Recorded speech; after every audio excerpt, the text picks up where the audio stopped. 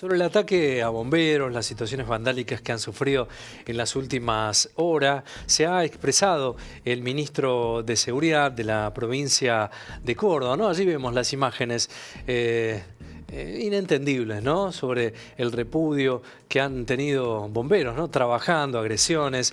El ministro de Seguridad, Juan Pablo Quinteros, ha hablado de este tema y esto es lo que manifestaba. Ministro, hubo agresiones a bomberos. ¿Cómo las califica esas agresiones a bomberos? No, eso es realmente una locura. La agresión al personal de ataque de bomberos ha sido denunciada y ojalá que la justicia actúe. Pero también tenemos incendios intencionales que es demencial. Estos incendios intencionales, ¿por qué son y cómo calificaría a estas personas? ¿Cuáles son las intenciones, en definitiva? No sabemos cuáles son las intenciones, pero se lo puedo calificar de la forma que lo escucho por este canto y cada vez que un bombero habla y nos dice un hijo de puta, volvió a prender un incendio.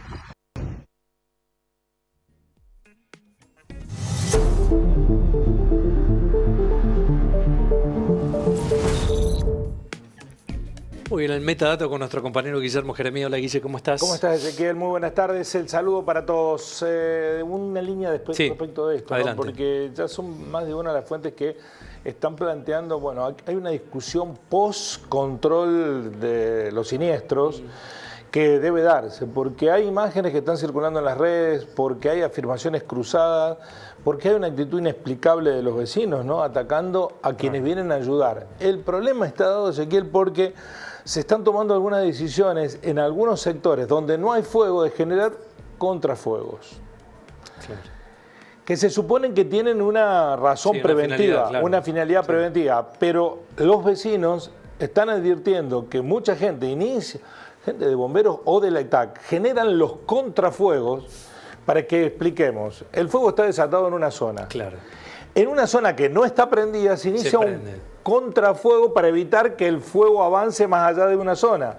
Pero hay que ser muy cuidadosos con precisión de cirujano, quirúrgica, a la hora de ver qué fuego encendés.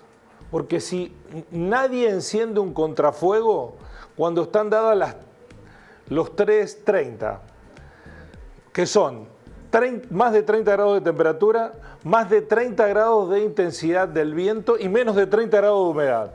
Claro. Es manual que no podés hacerlo porque en esas condiciones hasta un contrafuego se transforma en un nuevo fuego. Y lo que habría estado pasando, pero claro, no se puede poner en discusión ahora. Ahora los bomberos te dicen, ahora lo que hay que hacer es apagar los fuegos. Pero hay que poner... Son las técnicas de trabajo, ¿no? Son las técnicas de trabajo. Y como hay una conducción que no parece estar coordinada, que parece ser o bifronte o trifronte.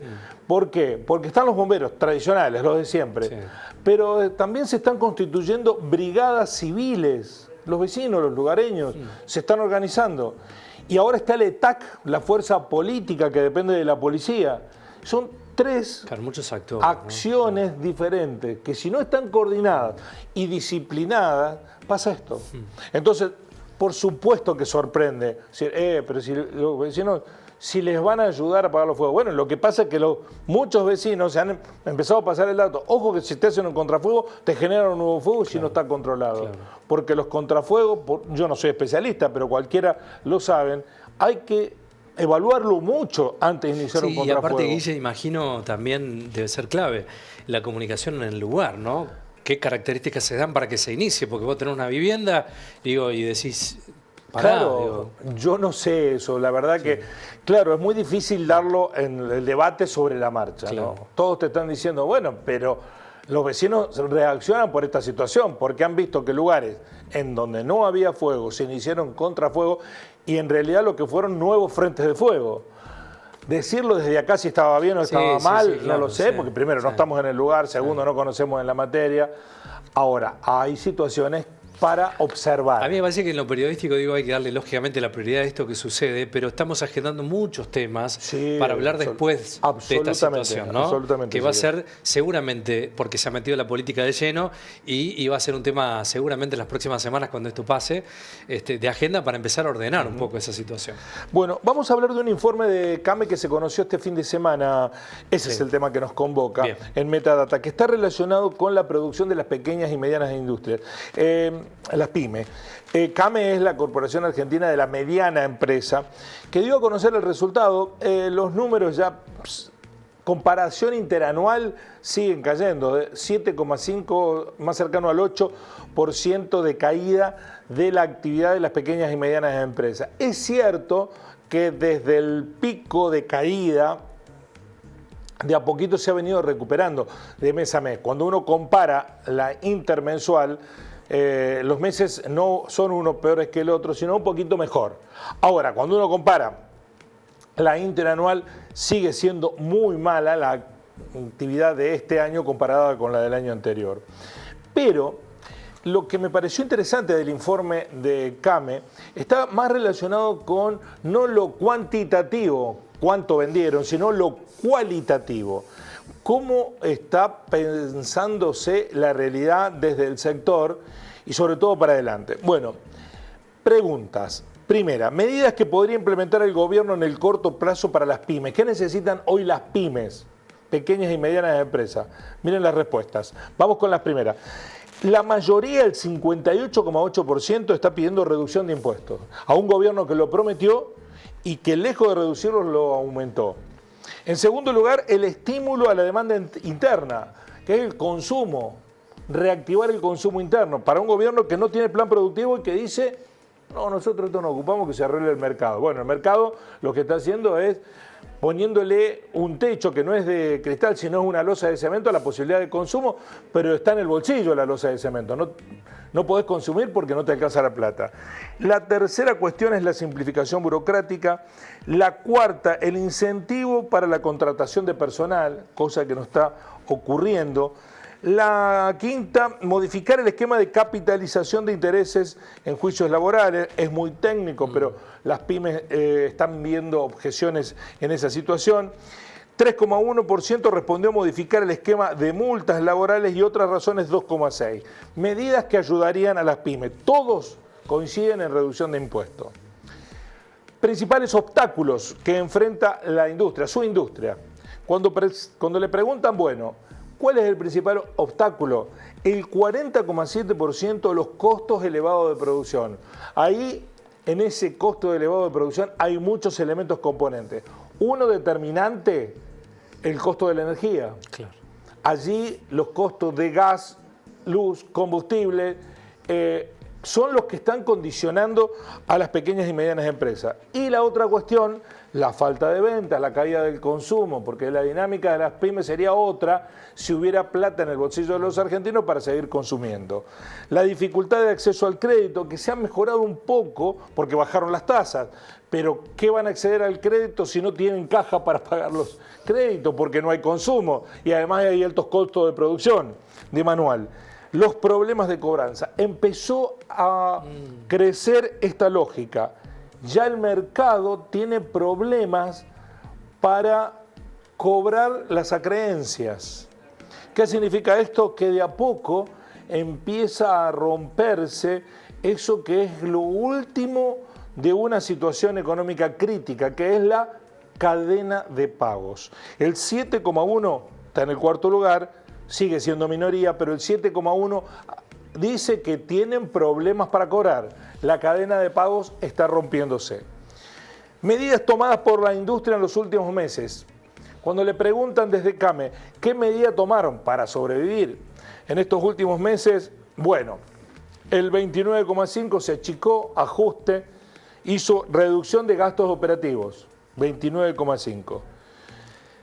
El 29,1 respondió diversificación de productos, empiezan a buscar otros nichos de mercado, si estaban haciendo una cosa y con eso no sobreviven, empiezan a sumar otras. Los que hacen galletitas suman alfajores y los que hacen alfajores suman galletitas.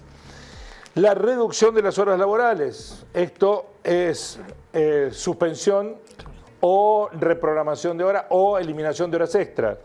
Aumento de los gastos operativos, y aquí se puede ver una reducción, una contradicción con reducción de gastos operativos. Bueno, es que no todas las industrias son iguales. Hay muchas que no pueden reducir gastos operativos y se vieron obligarla a aumentarlo.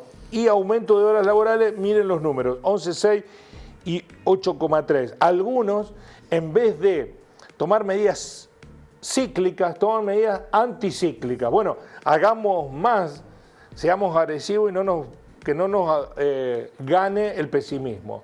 Bueno, en ese renglón está aumento de gasto operativo y aumento de horas laborales. Por último, y esto está relacionado con la ruptura de la cadena de pago, se le pregunta a los pequeños y medianos empresarios, ¿han tenido dificultades para el pago de los salarios?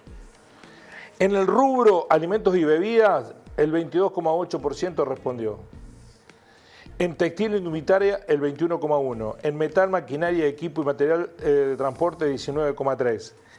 Químicos y plástico, 15,8%. Papel e impresiones, 10,5%. Madera y muebles, 10,5%. ¿Qué quiere decir? Que entre el 10 y el 23% de los empresarios consultados en esta encuesta de la CAME han tenido problemas, 23% es un cuarto del sector alimentos y bebidas, para pagar salarios.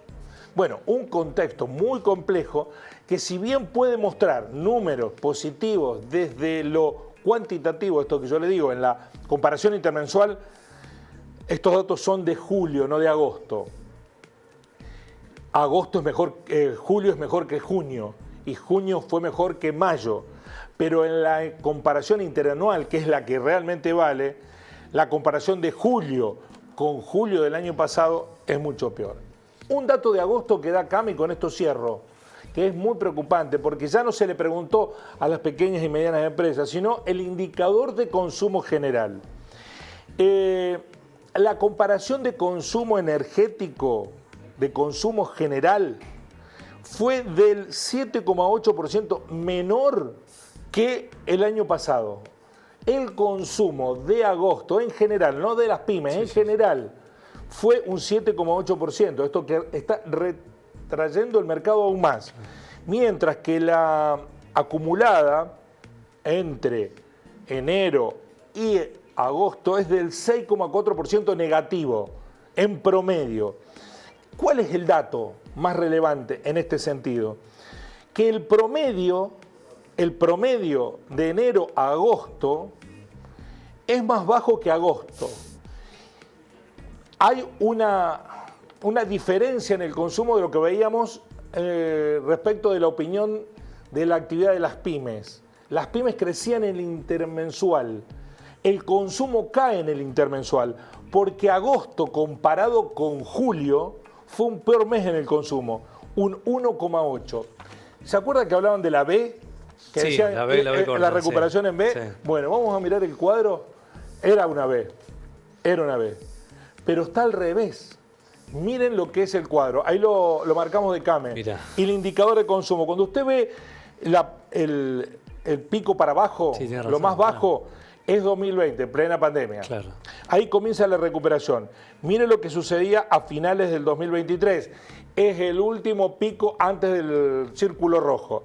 Después cayó en el comienzo del 2024, se precipitó hasta mayo. En mayo se recuperó un poquito el consumo y lo que sucedió en julio está en la punta del último pico de esa montañita que está dentro del círculo rojo. Bueno, eso es julio. Miren lo que es agosto. Agosto se ubicó a iguales niveles de junio. Es cierto que en el consumo de julio está el medio aguinaldo, con lo cual hay que esperar si sigue cayendo o no. Pero había una B, pero invertida, cabeza abajo. ¿Por qué no nos contaron esa parte? Faltó. Gracias, Guillermo. Así son las cosas. Hasta mañana. Hasta mañana.